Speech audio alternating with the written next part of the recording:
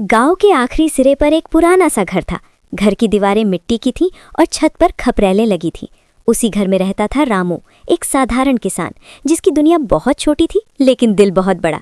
रामू के पास ज्यादा जमीन नहीं थी, ना ही ज्यादा पैसे, पर उसके पास जो था वो अमूल्य था, एक कुत्ता जिसका नाम था शेरू।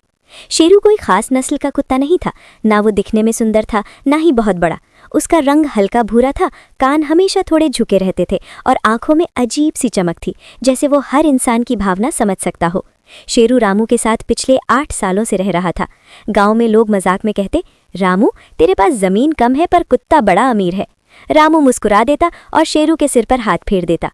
शेरू का रामू से मिलना। शेरू रामू को तब मिला था जब वो सिर्फ एक छोटा सा पिल्ला था।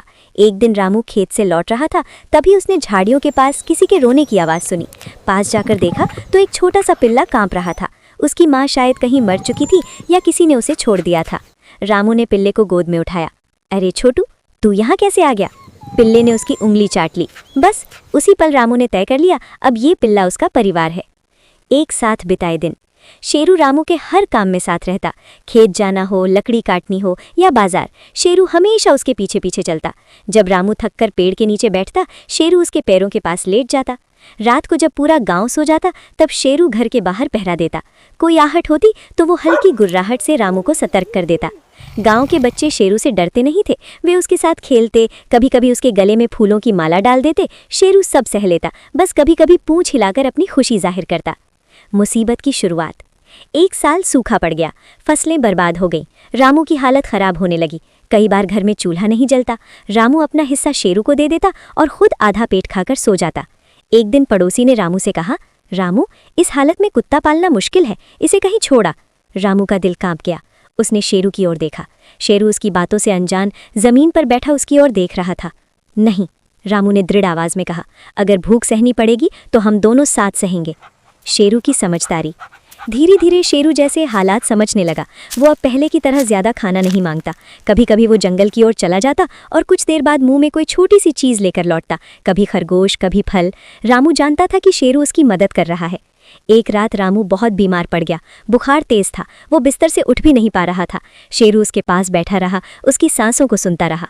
आधी रात को शेरू अचानक उठ खड़ा हुआ और जोर जोर से भौंकने लगा। पड़ोसी जाग गए। वे दौड़कर रामू के घर आए और उसे डॉक्टर के पास ले गए। डॉक्टर ने कहा, थोड़ी देर और हो जाती तो जान मुश्किल में पड़ जाती। रामू ने शेरू की ओर देखा, उसकी आंखों में आंसू थे। सबसे बड़ा इम्तिहान। कुछ महीनों बाद रामू को शहर जाकर मजदूरी करनी पड़ी। वो शेरू को अकेला छोड़ना नहीं चाहता था, पर मजबूरी थी।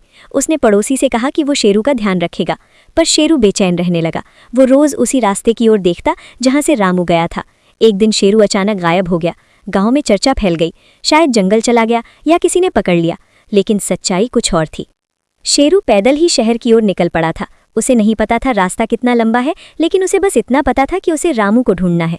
शहर की कठिन राह। शेरू ने भूख सही, मार खाई, बारिश में भीगा पर रुका नहीं। कई लोग उसे भगाते, कुछ पत्थर मारते तो कुछ बच्चे उसे रोटी दे देते। आखिरकार वो उसी मजदूर बस्ती में पहुंच गया जहां रामू काम कर रहा था। एक दिन रामू थका हुआ बैठा था, तभी उसे कहीं से जानी पहचानी आवाज सुनाई दी। भौ भौ। रामू ने सिर उठाया। शेरू। दोनों की आंखें भर आईं। शेरू रामू के पैरों से लिपट गया, जैसे कह रहा हो, मैं आ गया हूं, अब कहीं मत जाना। अंत और नई शुरुआत। रामू शेरू को वापस गांव ले आया। धीरे धीरे हालात सुधरे, बारिश हुई, फसल अच्छी हुई। रामू फिर से मुस्कुराने लगा। गांव वाले अब शेरू को सिर्फ कुत्ता नहीं बल्कि रामू का सच्चा साथी मानते थे। जब भी कोई पूछता, रामू कुत्ता पालना क्यों जरूरी है, रामू बस शेरू की ओर देखता और कहता, क्योंकि वफादारी कभी 2 पैरों में नहीं 4 पैरों में मिलती है। शेरू अपनी पूंछ हिलाता और रामू के पास बैठ जाता, हमेशा की तरह।